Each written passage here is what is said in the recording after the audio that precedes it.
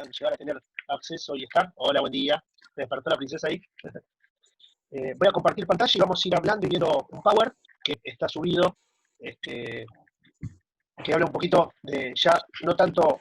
Ahí, avísame si se está viendo, que saca un dedito para arriba. Sí, sí se ve. Bien, bien, perfecto. Bueno, genial. Esperen que yo voy, quiero, paren que le voy a sacar la cámara mía porque la compu es chiquita, tengo recursos deficientes, a ver si ahí ayuda a que fluya un poquito mejor el tema de compartir pantalla. Bueno, la idea esta es hablar un poquito ya no tan específico de las reglas del deporte, sino meternos un poquito en lo que es la historia del deporte, cómo surge el rugby en sus diferentes países y continentes y cómo se va, digamos, diseminando por todo el mundo.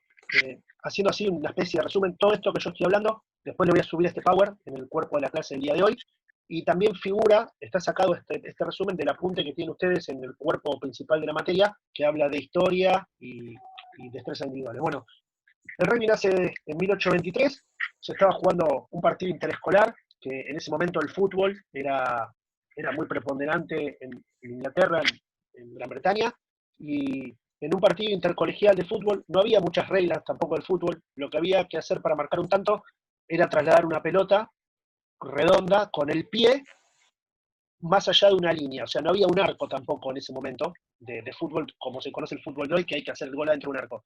Había que llegar a una zona de gol, que era todo el ancho del terreno de juego, trasladando la pelota con el pie. No había muchas reglas. Entonces, un chico en uno de esos partidos de una escuela, en una ciudad, agarró la pelota con la mano, empezó a correr a esquivar y anotó el gol. Anotó el tanto para su equipo. Como no había reglas, valió.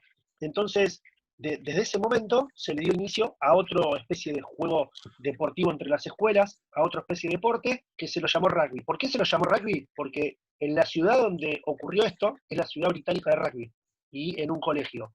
Por eso se llamó así. El chico que corrió con la pelota y que digamos, transgredió las reglas del fútbol en ese momento, se llama William Webb Ellis. William Webb Ellis es el chico que por primera vez, hay conocimiento histórico, que fue el que inició el rugby. De hecho, la Copa del Mundo hoy tiene su nombre desde 1995 que se juega y se llama Webb Ellis, la Copa del Mundo, William Webb Ellis. Después hay fechas que, por ejemplo, el primer club se fundó en 1858, el primer partido internacional, ahí difiere un poquito la historia, dice que es entre Inglaterra y Escocia en 1871, hay otros que dicen que es entre Inglaterra e Irlanda, siempre el deporte se dio origen en las Islas Británicas, y después de ahí llegó y se empezó a diseminar en otras partes del mundo, se fue transmitiendo a los continentes a través de los marineros de los barcos mercantes, por ejemplo, acá a Buenos Aires llegó por los marineros británicos que cuando anclaban en el puerto tenían su momento de esparcimiento y se ponían a jugar y empezaron a invitar a los criollos en ese momento y lo empezaron a difundir. ¿Se escucha bien, chicos? ¿Se me ve bien? ¿Se escucha? Va a verlo, pero ¿se ve bien el Paul y se escucha bien?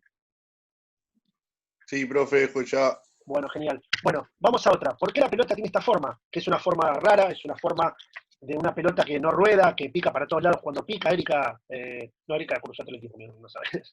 Bueno, en ese momento no había la pelota que conocemos ahora de materiales sintéticos, que tienen cámara adentro, que tienen grip, espectacular. En ese momento se jugaba con lo que se podía. Entonces, lo que encontraron estos habitantes de ese pueblo era, en ese momento era la vejiga, una de las tripas, la panza del chancho, que la dejaban secar y luego la inflaban. Y tenía esa forma. La ponían adentro de una bolsa de cuero, similar a lo que podemos llegar a conocer hoy como la parte de afuera de la pelota, y la bolsa esa de cuero recubría las tripas o recubría la, la vejiga del chancho ya secada y lo inflaban. Entonces por eso quedó con esa forma. Era muy similar a una forma que tiene la pelota hoy. Y después se empezó a fabricar una pelota ya con materiales sintéticos, con cámara adentro, con goma, que eso lo hizo un zapatero del pueblo de rugby, que el zapatero se llamaba Hilbert. Si ustedes tienen referencia, empiezan a buscar, Hilbert es la pelota oficial que se usa en todos los torneos o en todos los partidos del Mundial. Siempre respetando con, por ejemplo, no sé, las inscripciones de cada país, de cada mundial, de cada torneo, pero Hilbert es la pelota oficial del rugby, en honor al zapatero este. Y después la empezó a fabricar y tuvo su posibilidad de venderla. Bien, ¿cómo llega el rugby en Argentina? Como les dije, el rugby en Argentina llega por medio de los barcos británicos que venían de pesca, que venían de traer mercadería, que antes la gente en esa época, en 1800, casi cerca de 1900, se trasladaba en barco, no existían los aviones. Entonces cuando anclaban en algún puerto, se ponían a jugar en su rato libre, se ponían a jugar, y el juego que utilizaban era fútbol y rugby. El fútbol era conocido y el rugby no. Entonces empezaron a invitar a los criollos, empezaron a invitar a los marineros o a los pesqueros que estaban ahí en el puerto. Obviamente tuvieron que enseñar a jugar. Y así se empezó a transmitir en Argentina. El primer partido que se juega data de 1874, también hay fechas ahí medio que van variando. Esta fecha es importante. En el primer partido que se hizo interciudades. Todos saben que los puertos más importantes de Argentina son el de Rosario y el de Buenos Aires, o el que más afluencia de barcos tiene. Entonces no es casualidad que ese partido entre Rosario y Buenos Aires haya sido el primero que se realizó interciudades, por esto que les dije, llegaban los británicos al puerto de Rosario, llegaban los británicos al puerto de Buenos Aires y empezaron a inculcar el deporte. Entonces ahí empezaron a poder jugar interciudades. Una fecha importante es en 1889, que se funda la River Plate Rugby Union Championship, que se produce River Plate no por el club de fútbol, sino porque estaba a las costas del Río de la Plata, y es lo que hoy nosotros conocemos como Unión Argentina de Rugby, como si fuera la AFA del fútbol. La UAR es la Unión Argentina de Rugby, que es la unión que nuclea a todos los clubes que juegan rugby de la Argentina a través de sus ligas. Hay diferentes ligas, por ejemplo, nosotros estamos en la Liga de Buenos Aires, después está la Liga de Cuyo, la Liga de la Mesopotamia, la Liga de la parte de la provincia de Buenos Aires, de Bahía Blanca, Mar del Plata, pero bueno, es como que se creó una asociación que nuclee y que involucre a todos los clubes y a su vez a sus jugadores y que los fiche. Es como si fuera la AFA del fútbol en la Unión Argentina de Rugby. Luego el rugby se hizo muy fuerte en Buenos Aires y hay 4 clubes que son fundadores de la Unión de Rugby de Buenos Aires, que se llama URBA, que es digamos, la categoría más importante y más reconocida del rugby de Argentina. Es la que nosotros vemos por la tele, los partidos, los equipos que por ahí pueden llegar a conocer. Ahí en la zona de Hurlingham está Herlin, está Curupa, está Vicentinos, está Los Cedros, hay un montón de las cercanías, ¿no? Estamos hablando de los más cercanos de Hurlingham son Curupa y Herlin. Bueno, estos 4 equipos fueron Buenos Aires, Lomas, Belgrano y Atlético de Rosario. Por esto el puerto de Rosario, Atlético de Rosario está en Rosario. Los demás clubes están en Capital o el Gran Buenos Aires.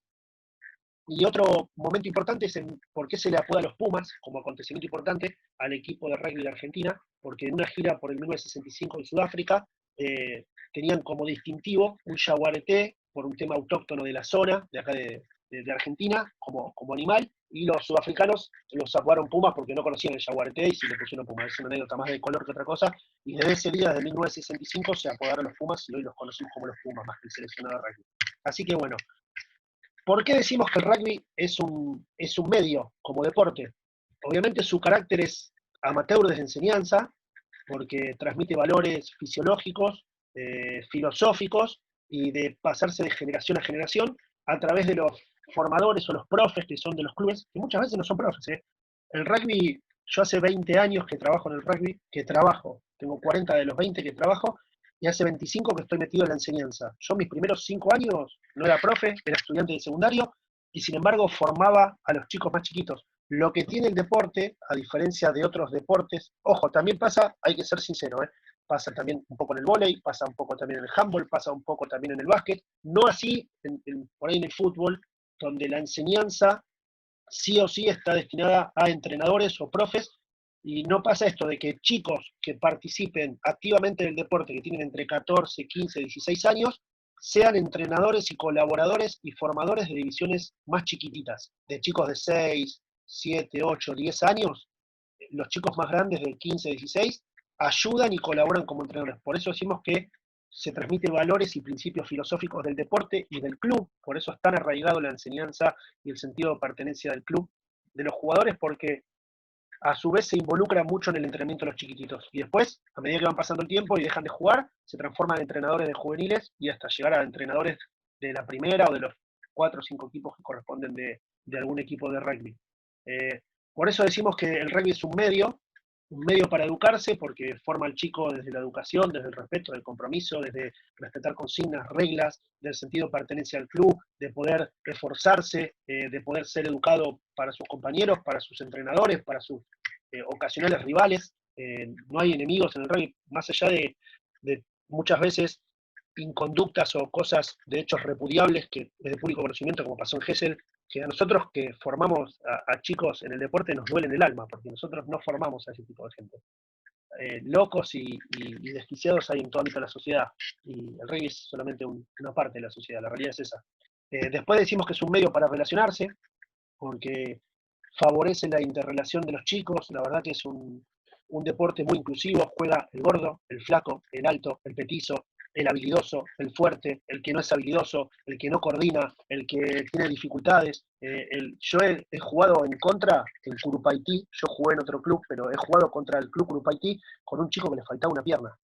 Y después he jugado contra otro club, con un club San Andrés, que está en zona norte, con un chico que le faltaba un brazo. Le faltaba el brazo y le faltaba la pierna, no es que tenía. O sea, es muy inclusivo el deporte en ese sentido. Por eso ayuda a relacionarse a los chicos y ayuda a que los chicos puedan ser muy amigos. El deporte lo que favorece es una amistad tremenda, un espíritu de camaradería donde no se ven otros deportes, o por lo menos yo no los veo en otros deportes. Sí pasa mucho más que sí pasa mucho en handball, en vóley, no son muchos los deportes que generan este sentido de relacionarse. Chicos, ¿me están escuchando o estoy hablando solo?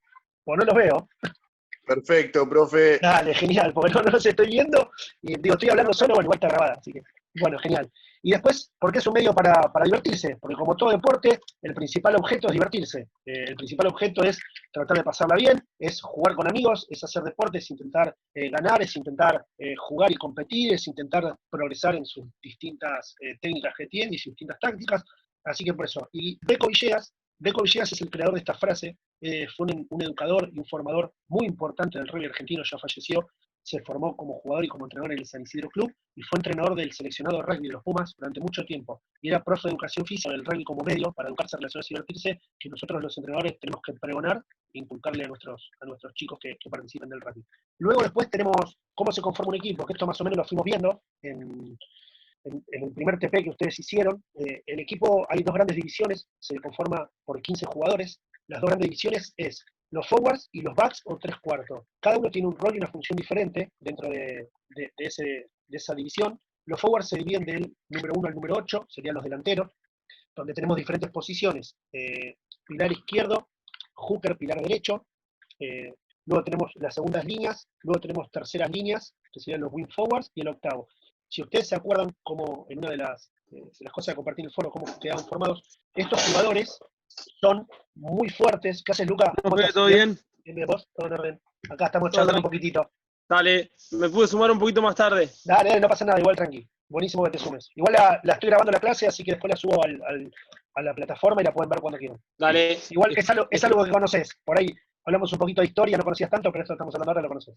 Dale. Bien, con respecto a las características de estos jugadores, que son los forwards, son jugadores muy fuertes, son jugadores donde el contacto físico es lo predominante en su característica, y donde hacen un trabajo para que los otros jugadores obtengan las pelotas, ya sean de formaciones fijas o formaciones móviles, para que puedan jugar y poder intentar llevar a cabo un punto o una anotación. La verdad que, por ejemplo, los pilares, el hooker, son de contextura física muy grande, son muy fuertes, tienen que tener un entrenamiento muy específico porque son los que van adelante todo. ¿Vieron cuando se forma un scrum, que son 8 jugadores de un lado, 8 jugadores del otro, e interlazan las cabezas entre sí? ¿Lo vieron? ¿Saben de qué estoy hablando?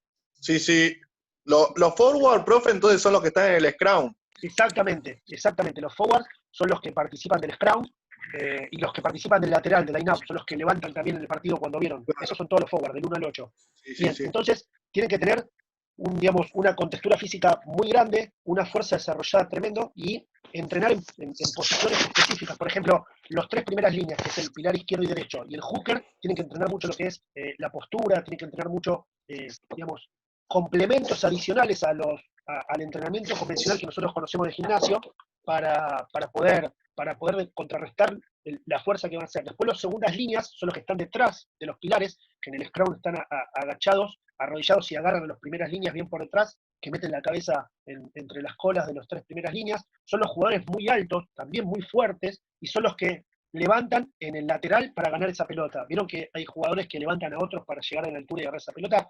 Esos generalmente son los segundas líneas. También los terceras líneas, algunos saltan en el lateral, pero los terceras líneas son como más los perros de presa del equipo. Son jugadores muy fuertes también, como todos los forwards, muy rápidos y que tienen buena destreza de juego. Pasan bien la pelota, taclean muy bien, tienen visión de juego, están siempre detrás de la pelota. Son los que recuperan la pelota por naturaleza o los que llegan primero a una situación de contacto, son los primeros que llegan al que tiene la pelota del equipo contrario, al que van a pasar una formación. Son los jugadores indispensables, se llama ball carrier, son jugadores como si fuera, graficarlo en fútbol, como si fuera el 5 del fútbol o el 8 del fútbol, que está todo el día atrás de la pelota, que tira los centros, que mete, que corre, que pone, que recupera, que roba, que da juego. Esos son los tercera línea. Y el octavo participa en la tercera línea también, es un poco más habilidoso, tiene un poco más de visión de juego, también son jugadores muy grandotes. Piensen más o menos que el promedio de estatura de estos 8 jugadores es 1,85 m, 1,90 m a nivel internacional. A nivel de club va variando. Los segunda línea miden 1,90 m, 1,87 m, y los demás van variando así.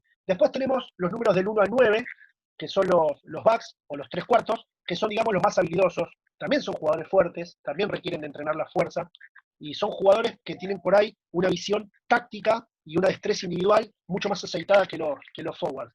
El medio scrum, el medio apertura, los winners, los centros y el fullback. Son los que mayormente son más rápidos, son rápidos y fuertes, tienen buena lectura de juego, son los que el 9 y el 10, que es el medio scrum y el medio apertura, para que ustedes lo grafiquen, sería el 10 en el fútbol, el que distribuye el juego, el que hace jugar a sus compañeros, el que sabe por dónde tiene que ir el ataque, el que organiza la defensa. Los winners son los rápidos, son los que corren y definen el partido, son muy fuertes, muy veloces y muy ágiles. Son los que vemos en los partidos que hacen cambio de paso, que van cerquita de la línea lateral y ponen a hacer el try. Los centros, su estructura física es muy similar a las terceras líneas y son grandes tacleadores, son una línea de defensa que está en el medio como una pared que evita que el ataque se desarrolle. Y el fullback es como el jugador más completo de todos, donde tiene que tener todas estas características que fuimos hablando. Tiene que ser fuerte, tiene que tener buen tackle, tiene que tener posibilidad de leer la cancha, ver por dónde viene el ataque, por dónde atacar, tiene que tener buen tackle porque es el último que llega a una situación de extrema defensa, tiene que tener buena patada para, sería también como el más habilidoso del fútbol. Nada más que en la esencia del rugby está atrás de todo, el fullback.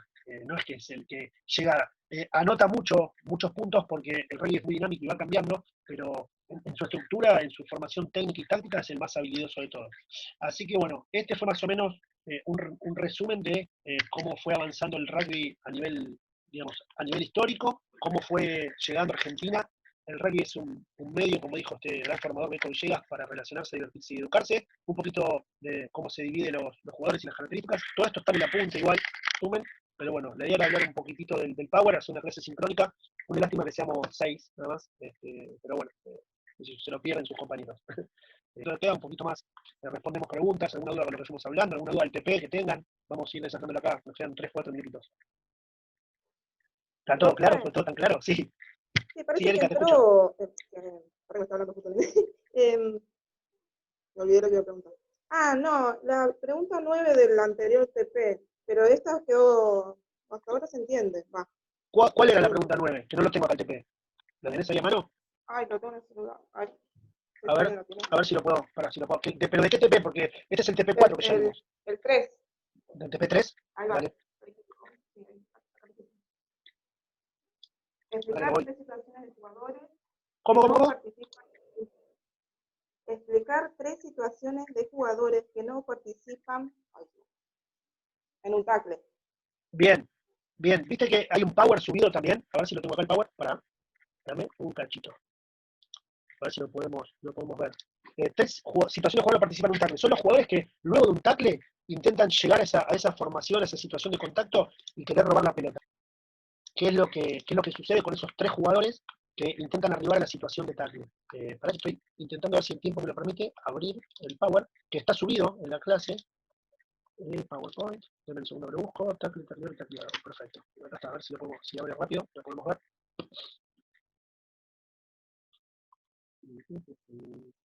Si no, cuando finalice nos quedan 2 minutitos, nos tomamos 3 minutos, volvemos a entrar y lo explicamos, Erika, no hay problema. Sí, bueno, yo creo que me quedo medio confuso y me quedo ahí. A ver. Acá está. A ver si lo puedo compartir.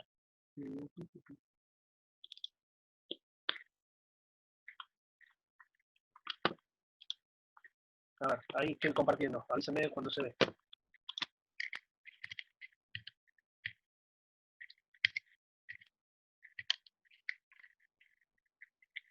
Esto sería. Jugadores que no participan en el tackle. ¿Lo van viendo? Todavía no.